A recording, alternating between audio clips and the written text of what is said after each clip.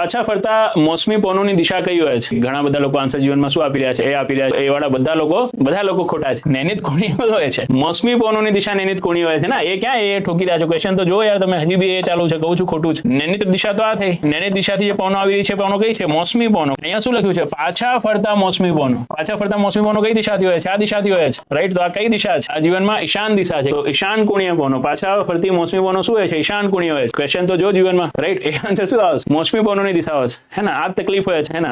રટંતી વિદ્યા ફલંતી નાહી, રાઈટ? સંસ્કૃતમાં એક શ્લોક હોય છે, હોપ સો આપે બી ભણ્યું હશે. રટેલો જ્ઞાન શું નહીં આવતો, એટલો બધો કામ આવતો નથી. જરૂરતના સમય શું આપે છે? ધોકો આપે છે. આપણે એ જ ક્વેશ્ચન બાર સોલ્વ કર્યું છે, એ જ ગોખી માર્યો છે કે મોસમી પવનો દેખાય એટલે સાટ દઈને નૈનિત કોણીએ લગાવવાનું. એવું નહીં. તો ઉતાવળમાં જલ્દી આન્સર આપી દઉં એનાથી કાંઈ મળશે નહીં. ટાઈમ બધાને પ્રોપર જ મળે છે. પહેલા પેપર પૂરું કરી દેવાથી એક્સ્ટ્રા માર્ક્સ મળતા હોય તો ઉતાવળ કરો, હે ને? પૂરેપૂરું ટાઈમનો યુઝ કરો અને જીવનમાં આખું ક્વેશ્ચન વાંચીને શું કરો? આન્સર આપો.